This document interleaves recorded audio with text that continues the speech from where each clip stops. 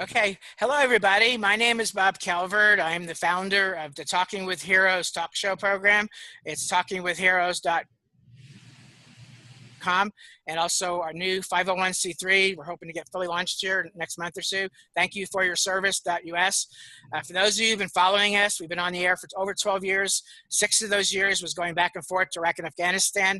And since then, I've had the honor and privilege to also talk with on video and audio over 100 military support and veterans groups across America and companies like USAA. And today's program, we're going to be talking with Dr. Townsend. She is assistant professor at Clemson University, and she's going to be talking about a research study that I'm just fascinated by hearing the results. And then we're also going to be talking to 22-year Air Force officer and flight nurse, Jim Lorraine, and he is the president and CEO of America's Warrior Partnership, which is americaswarriorpartnership.org. And those of you who know, for the last 5 years, me talking with all the people from R4 Alliance, R4 Alliance is now a part of America's Warriors Partnership. And so, Dr. Townsend, would you like to start us off? Sure. Just hello, everybody. Dr. Townsend here at Clemson University. I'm one of the recreational therapy faculty here. I was a practicing rec therapist before I became a professor, and a lot of my work led me to working with veterans in adaptive sport and outdoor recreation kind of entities. And so this is where I have chosen to take my research focus and work here as a professor. And so again, that kind of led me down this road for this research project and all future projects that I'll be doing. So with a military focus on it. About it for now. Okay. So we're going to get back with you, though, because we want to hear a little bit about the results of this study, because you have got some results, at least initial results right now. And I also want to introduce now Jim Lorraine. Thank you for your service to our country. Welcome to the program. Hey, thanks. I really appreciate it. Jim Lorraine here. As I mentioned, America's Warrior Partnership CEO. 23 years active duty, served in the Air Force as a flight nurse, and then the final years served in Special Operations Command as a medical planner and leader. Went on to form an organization out of Special Operations Command that served the wounded, ill, and injured that were soft. I ran that for 6 years, and then came to stand up a nonprofit in Augusta, Georgia when we moved here. America's Warrior Partnership, the focus is, our mission is to empower communities to empower veterans. In doing that, we look at, the community knowing who their veterans are on the one hand, and on the other hand, knowing what the community resources are, and then getting everyone to collaborate and work together to focus back on that, on what the individual issues are. It's unique. And it put us into a position where when the R4 Alliance was looking to move to another national organization, we rolled a R4 Alliance into America's Warrior Partnership, renamed it the 4-Star Alliance. And that 4-Star Alliance is actually continuing the same services that the R4 Alliance did. We have an information system that allows the organizations to communicate and coordinate a little bit more. We also have 9 communities throughout the United States that are good feeders for our 4-Star Alliance programs.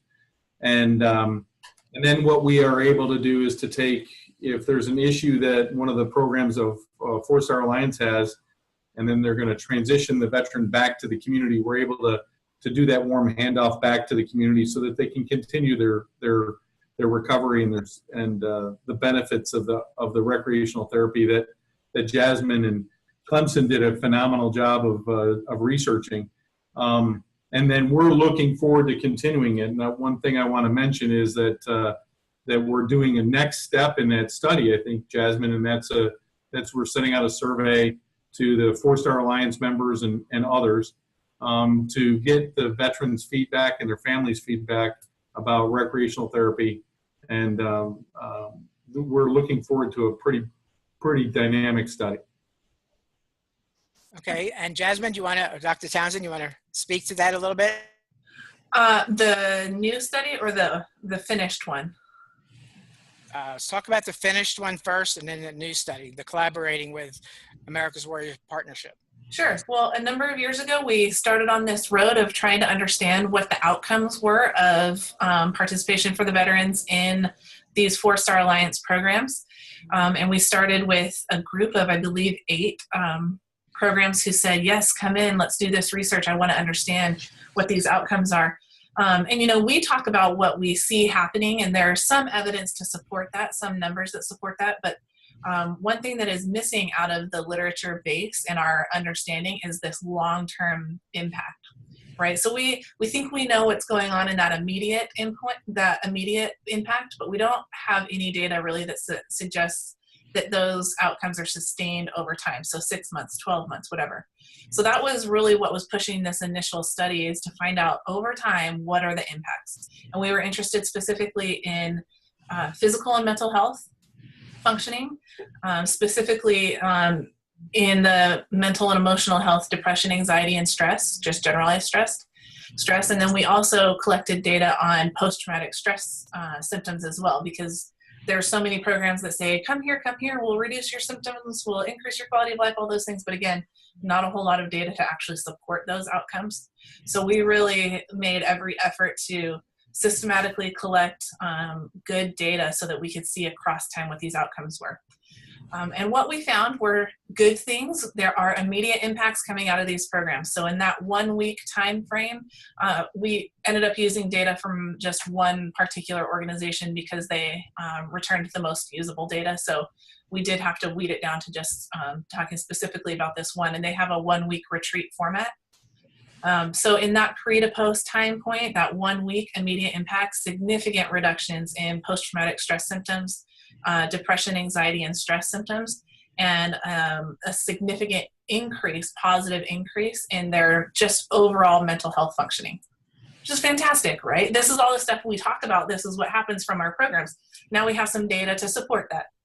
But what's really unique about this study is that we then collected data 3 months later and again 6 months later. So in total, they were involved in our study for 6 months, filled out our surveys 4 times over that period.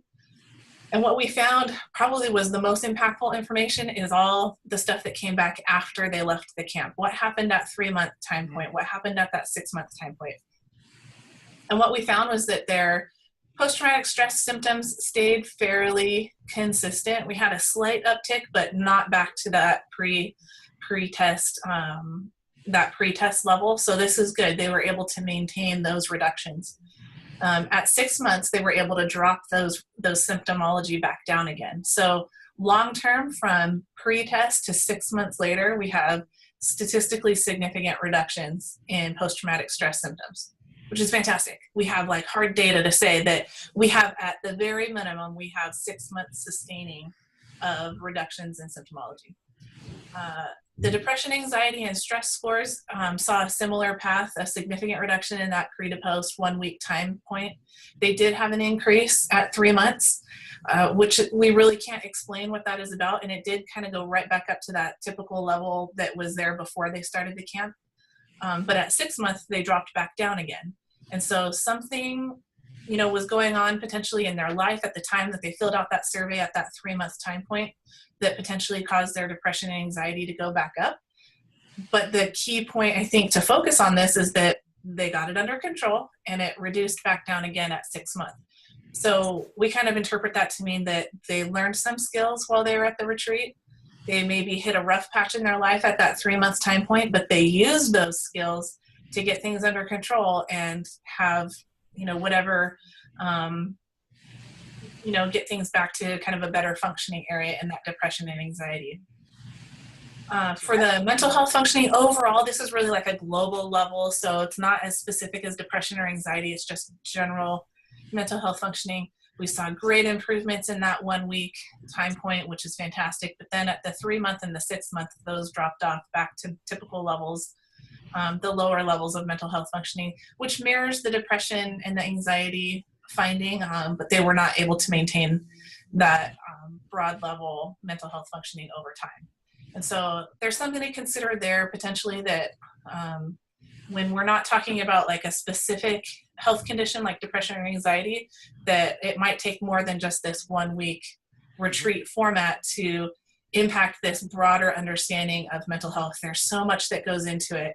And there's only so much that you can do in a 1 week retreat, which, I mean, the Project Sanctuary is the organization that we ended up working with on this one.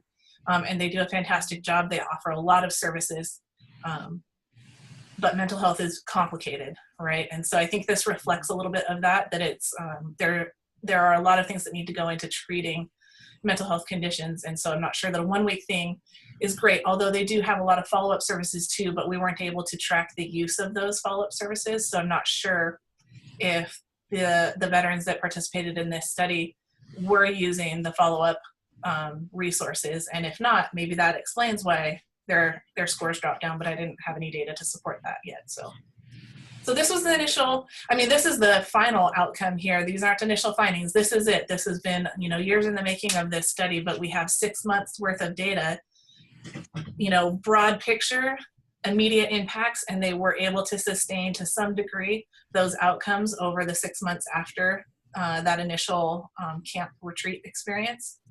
But more work needs to be done to really make sure that those impacts are sustained across the board in all the areas that we measured, not just for 6 months, but for longer than that as well. That's it for this current study. Okay. So you say current, and Jim, you mentioned something too. So is there another study in the works? Go ahead, Jasmine. Tell them about what you're starting. Okay, we actually just got all of the nuts and bolts in place, and I believe it went live last week. Yep. We have a large grant here from Clemson that supported this study, which is fantastic. We are looking at a very broad understanding of the current. We really want to understand where families are right now in terms of their community integration, their family integration. We're measuring post-traumatic stress again. I mean, this is a really important indicator in a lot of things for veterans, so we measure that in just about everything. We also want to look at their family functioning, their satisfaction with their family life, their family communication, and their family leisure, like the time that they spend together. And there's a ton of research out there that really supports this whole, I mean, I'm going to use the cliche term, right? The family that plays together stays together. We've all heard that. There's actually literature, research that supports that. But we don't understand at all how that plays into military families. And so we want to understand, because the argument is that those families that do spend time together, they function better, they communicate better, they're more satisfied with their lives. We know that veteran families have a difficult time reintegrating, not just into their communities, or veterans have a difficult time reintegrating into their communities, but also into their families as well. So what can we do as service providers to help support the family? There's so much focus on the veteran, which is fantastic, right? But, the veteran's not the only one who served. We served too, right? There are family members there. And if we aren't able to provide the support for them as well, especially as their veterans come home and are trying to reintegrate back in, then we're missing a huge piece of that equation. So this study that we're embarking on is massive. We're not just collecting data from our service members, but we're also collecting data from their spouses or partners and one child in their family. So 3 people per family are filling out a variety of surveys, and we're hoping to get around 200 to 300 families to fill that out, which will give us a really great deep data set to get a really good understanding of what's going on in the time that they spend together. And so partnering with America's Warrior Partnership to help give us access to those families to help share that information is vital and has been fantastic so far. Yeah, Bob, our role is, so we have 9 communities that we work with throughout the United States. As I said, with the 4-Star Alliance with the adaptive sports, recreational therapy, and wellness programs, gives us a pretty deep bench to push into. Every year we do a survey about community integration. This year, just to pull a statistic, the number one thing veterans were seeking amongst their community, it was 57% of all veterans were looking for recreational opportunities and opportunities to connect to others. And so that, again, that feeds back into this loop that I think what Dr. Townsend is studying and what Clemson's doing is important, and then using us as a means to reach out and connect to the communities. The other piece is that we have a national network of national partners. beyond the 4-Star Alliance that we'll reach out and push the survey out to, so that Dr. Townsend gets a very high N, so that it's statistically significant, well-informed, and diverse. I think that's the other piece, is that to get a diverse understanding of the population. The other piece that I want to talk about in terms of America's Warrior Partnership and how this fits is, we have a holistic wheel that right in the middle of it is a quality of life, and the goal is to improve the quality of life of veterans. One of those wedges on that wheel is recreation, and that we fully agree. What was it? Those families that play together stay together, right? Yeah, play together, stay together. Yeah, and so that when you take recreation and you combine it with education, employment, access to healthcare, behavioral health, and housing, etc., when you bring those pieces together, you get a really high functioning family. And when one of them's out of whack, then you have to address it. And I think that what Dr. Townsend's studying fits well into what we do, and then it fits well into what the 4-Star Alliance members do. We also have, and I just want to mention this, Bob, every year we have a symposium that I know Dr. Townsend will be at September 5th through the 7th in Atlanta, Georgia. And we bring these community groups together from the bottom. We bring national partners together that provide services. And then on the top, we bring national programs, the government, to say, hey, we all need to work together, right? And that's the intent. So I'm, by the way, and I'm working out of Augusta, Georgia, but I live in Aiken, South Carolina. So, and I'm a Clemson fan. So it's good to be working with Clemson. I also want to do a shout out to our community partner that's an Upstate Warrior Solution.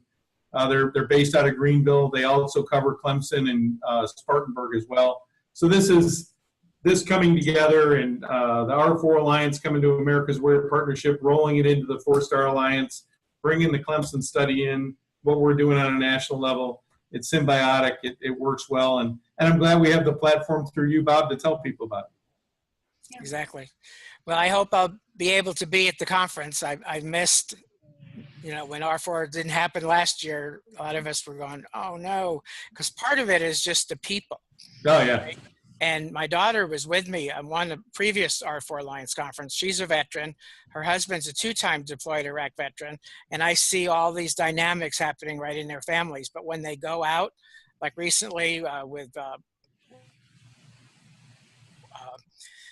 Whitewater rafting trip, Wounded Warrior Project, they came back, they're laughing, and then previous to that, Operation Heal Our Patriots, and also in the very beginning, after his deployment, second deployment, Project Sanctuary, you can see how it helps, but then time goes by. And so that's validated by the study, and I see it. Yeah, absolutely, and I'm glad you mentioned Wounded Warrior Project. We wouldn't be here without them. And so, they do great stuff, and continue to do great stuff. But yeah, and we want to see you at the symposium. It's a pretty big thing. We'll have 700 attendees. Last year was 560 with 230 different organizations represented. It's a good place to go and network and to learn what you don't know. Well, I'd love to be there, and I'm sure we'll do a lot of video episodes that you can use over the years ahead. And the organizations also. That's one of the things I tried to get across over the last 4 or 5 years, that what we do is not another media interview. This is like a little infomercial. No, this is great. Right? Yeah. No, this is perfect. But, I'm looking forward to Dr. Townsend. I'm looking forward to the next study. This one was great.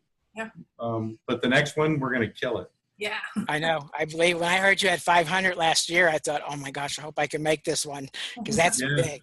That's 700. The message I would tell the folks is register early, because we are capping it at 700. Yeah. Okay, I'm going to ask you a couple quick questions, okay? Yeah. R4 Alliance members, I see some of them, friends of mine, that are now on the 4-Star Alliance page, but there's a lot that aren't. What would you say to them about registering? Oh, to come out and register. Come out. We've formed a membership board, which are the charter members that have come in. it's really what we're looking for is an organization that's governed within itself. We're providing the facilitation to make it happen. The information tool that we're providing to them is phenomenal in terms of coordination. We talked to TenCan the other day, and he was ecstatic of the fact that he could know a veteran who maybe went to all the other programs and how they would fit into what he was doing. So I would encourage the former R4 members, all of them, to come over into the Four-Star Alliance, mainly because you're going to fit into also another larger ecosystem, and then it just makes it easier to communicate. For Jasmine to get her studies out, for her to tell folks about what's happening and the impact. You know, the wellness and the Four-Star Alliance is just one of the alliances we have. We have many others, a healthcare alliance that we're building. There's a lot of collaboration possible, but you have to be part of it. And if you're not part of it and you're on your own, it's tough to do good work. Absolutely. Yeah. So nothing's, you know, we're still focused on the same mission. We're just organized a little bit differently, a little bit more formally, I think. But you know, we're encouraging folks to come in and hear what we're about. If you go to the website that you mentioned, it's out there. They can go out to it, and Four-Star Alliance has their own page, and they can learn more about it and talk to Joy, who's running it for us. Took the question right out of my mouth. I didn't get to say it. Yeah, no. Just go to the website. It's right there, Four-Star Alliance. Pull it down, and then you can contact and learn more there. It's americaswarriorpartnership.org. That's it. Yes, sir. Also, there's information on your site about the September 5th to 7th National Conference. Right there in the heading, right next to the Four-Star Alliance, it says Symposium 2018. There we go. Yeah. It's going to be a great event. We have Sebastian Junger, who wrote the book Tribe, and he's our keynote speaker. I've known Sebastian for a long time, and the timing worked out that he's able to come. So this worked out perfectly. And Dr. Townsend will be there too. Yes. We're working out the details. There you okay. go. Good answer. A little premature here. Okay. Any last words from both of you to people watching right now? I mean, whether it's veterans or military families, caregivers, or the organizations themselves. I just want to say thank you to all the veterans and their family members who are involved in this research, the past research, all future coming research. We can't do this without you, and it's really vital that you share your experiences and opinions with us. And I know that can be really challenging at times to do that, but we appreciate it so much because it really helps us develop programs that end up serving you better. So thank you very much. Yeah, for me, I want to thank, first I want to thank Dr. Townsend. You know, experience-based research and evidence-based is important to know that you're on the right track and that you're doing the right thing. You can poke around in the dark all you want, but unless somebody sort of tells you that it works and that it has validated through a research process, it's sort of poking around. So thank you for all that Clemson and Dr. Townsend are doing. I want to encourage community programs and organizations that serve veterans to continue to do it, but look beyond your walls. There's a lot of people that will help, and collaboration is the key to success. So please do that.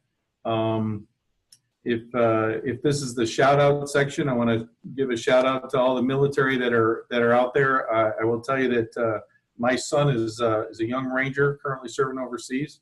So shout out to him. I'll stop there. Dr. Townsend, you want to give a shout out to our troops too? Thank you very much for your service as always, forever. Thank you to both of you for all that you're doing. Look forward to seeing you later in the year. Anything I can do to help before then, let me know. I love this new program. Dr. Townsend, you introduced this to, what's it, zoom.us? Yeah, I like it. See the video when it's finished. And to those of you who are deployed right now, you're in the military, you're deployed, wherever you're at around the world, be safe, stay alert. We look forward to you all coming home. And for those of you watching right now, word of mouth, collaborating are very important. for this movement that I've watched grow across the country in the last 5 years. It's amazing to be even a part of it. So please share this video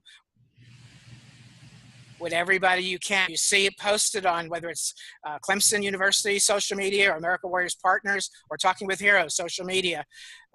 Put your comments and share it with other people. That's the word of mouth. That's how word will get out. And so I want to thank both of you for being on the program. Good to talk to you. God bless you all. God bless America. Thank you. Thank you.